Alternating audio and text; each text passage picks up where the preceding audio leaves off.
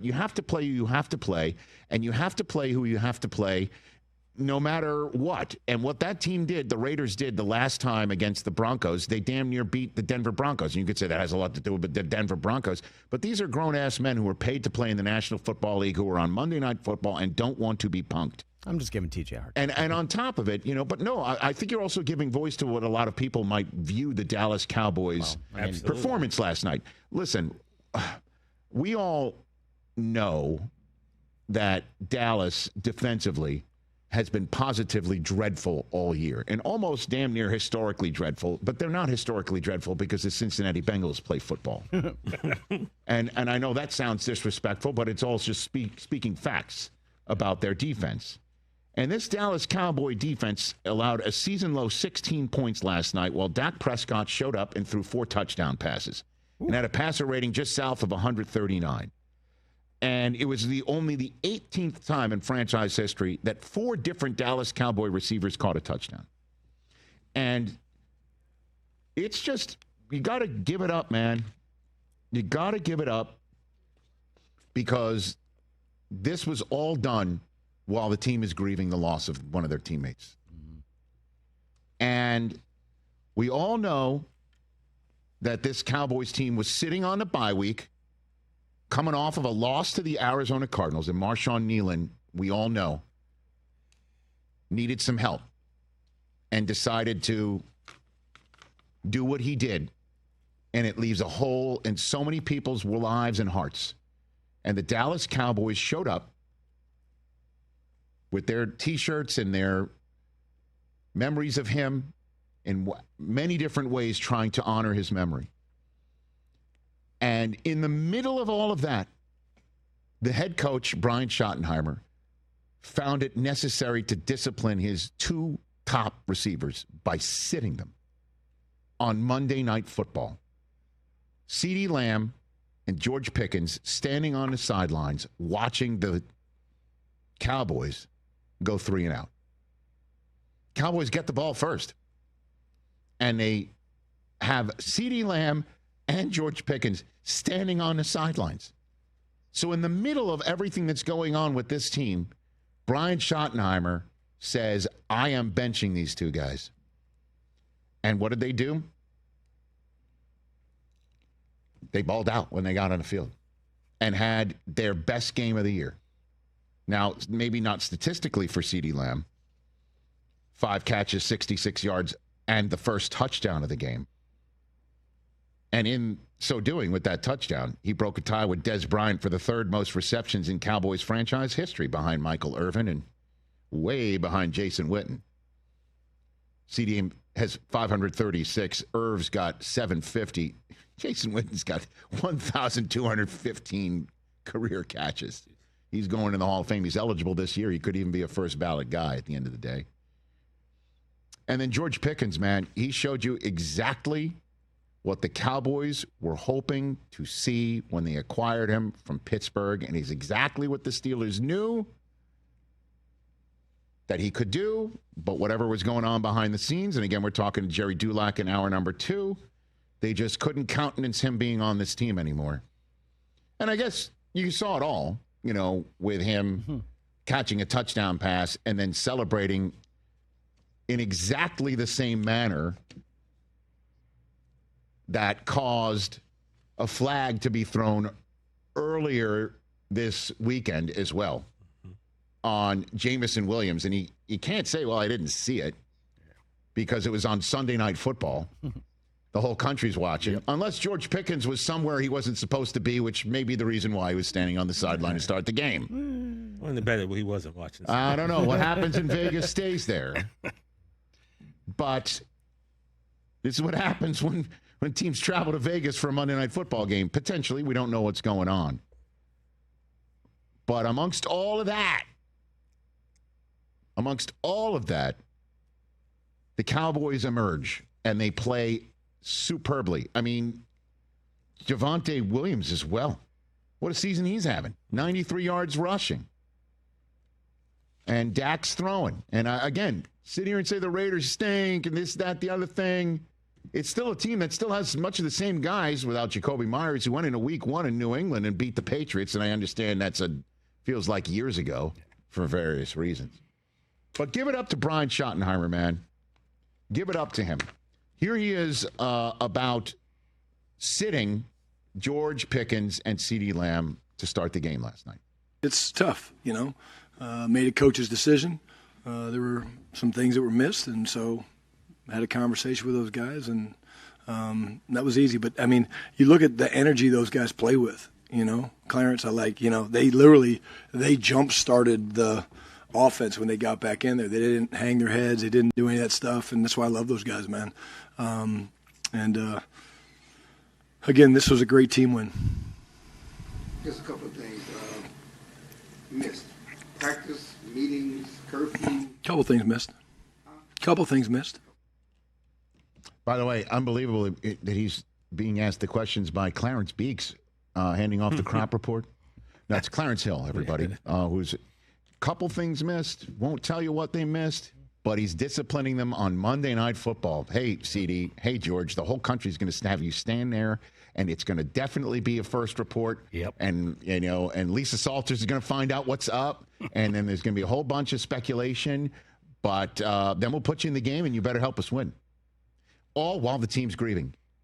Honestly, in the midst of let's all come together and win one for Marshawn. Yep. I'm going to have to sit you down. And this is what he had to say about playing in support of their comrade who is now gone. So proud of these guys, Calvin. The way that they grieved, cried, laughed. But they wanted to honor him, and we're not done honoring him. He's a part of our family forever, but it's been tough, man. These past 11 days have been really tough, but I'm proud of those guys because just the way they played today, they played with Marshawn's play style.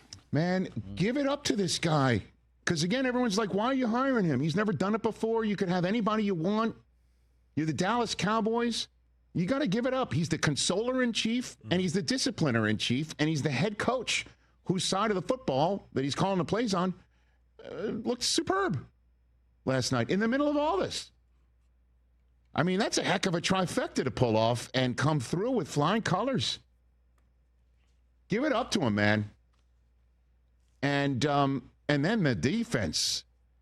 Listen, seeing Quinnen Williams up there with Kenny Clark, I know there's a lot of questions about the Raiders' play calling, and we'll talk about it later on, why they threw it 31 times and ran it just, twice in the first half or 3 times or whatever the split was. It was absurd. Listen, I know Genty's known for having that serial killer pose, but those two guys up front, and Clark and Quinnen Williams, that call's coming from within the house too. And then on top of it, what did I say? Who did I point out yesterday to you, TJ Jefferson, and all Cowboys fans? DeMarvion Overshown. Yeah. He only had 1 tackle, and it was a tackle for loss. So he didn't show up much on the stat sheet. But that guy was everywhere. He was. And he is 1,000,000% supercharging a defense. Those guys were buzzing everywhere. Mm-hmm. And I understand the Raiders have problems protecting Geno, and Geno is having problems staying upright, and the run game has been way spotty, and the play calling's off, and I know the Raiders have not lit up many scoreboards. But they can, and they didn't. And that defense didn't look at all like the defense we saw in the first 10 weeks of the season. 9 games for the Cowboys. So, now what? I understand. I know what you're all thinking. They're saying, now what? So what? Well, Dak giving some also credence before we move on to what I had to say about Overshown. Hit it. Special. Overshown's my favorite player. I've told him that. His locker, y'all know, is right by mine. I knew he was going to go out and have a great game. That's because of the way that he approaches the business each and every day with the same attitude. A hell of a leader. Special player. That's no surprise. He really is. He's really my favorite player. I love that. Mm-hmm. That's cool. So good feelings for the Cowboys outside of mourning the loss of one of their teammates, obviously. But in terms of football, onward. What a way to go into the game against Philadelphia. What a way to go. Because they got to sit there and go, we had him week one. Boy, did we have him. Until they let him off the hook. Right. And then there's a Thanksgiving game against Kansas City. Then there's a visit to Detroit exactly a week later. Then there's a Sunday night game against Minnesota. Woo. Then there's a next game against the Chargers. Then they have two against the teams that are now looking down upon in the NFC East. So, yeah, you're now 4-5-1. Let's see what happens, man. Cowboys go on a little bit of a run that would get a lot of people sitting upright in their chairs, and people like you, TJ Jefferson, talking about the varsity being back and all sorts of stuff, and Stephen A. then clapping back. And it would be great. I've got to be honest with you. It would be great. I know Eagles fans and Chiefs fans and Lions fans will go, not so much. Yeah. But... Well, especially with the latter two kind of fighting for their playoff lives right now, Chiefs and Lions. Yeah. Yeah, I'm looking at that schedule, and, respectfully, how I feel about Washington and the Giants. I look at those as dubs, but, man, sir, there's some tough teams. We talk about Brown and Devontae Smith being one of the best wide receiver tandems in the National Football League. Pickens plays like this. I think we're better. You can make it. You can make a case. Because, hold on a second, overreaction Monday and Tuesday? Okay, very good. We'll put a pin in that. Because one quarterback's regularly targeting one of them, if not both of them. I don't know if they're wearing Kelly Green. Okay, we'll put a pin in that. But the run game is good. Defensively, they can start buzzing around. They stopped the run last night. Well, the Raiders might have done that on their own. Yeah, we didn't really have much. But still, when Genty got the ball all 6 times, he didn't go anywhere. He didn't go anywhere. We're definitely better this week than we were 2 weeks ago defensively. 100%. Better with the acquisitions that we got. Yes. The secondary looked better, but that's going to work if the front doesn't. Warren Sapp always tells you front and back end have to work together. Yeah, the front seven's much better, buzzing around, covering more ground, getting upfield, stopping a run on the way to the quarterback. Back end's going to look a hell of a lot better. I like. There's been a few times this year that Jadeveon Clowney has had. He's turned back the clock at the end of games a little and got a sack or just put pressure on the quarterback. He doesn't do it the full game, but. It's kind of like coming in like a closer. Let's get Philly in. Let's get up early because you got the horses to do that. And tell Philadelphia, you better find 11 because if somebody showed up with Janky Rondo after a win, how's he going to sound after a loss? Like, you know what I mean? Like, let's go, Dallas. Let's get them all. Let's get them all now while we got them. Yeah, go full Pantangeli coming out of Vegas, right? Oh. Actually, that's a bad thing. You don't want to ever go full Pantangeli. Yeah.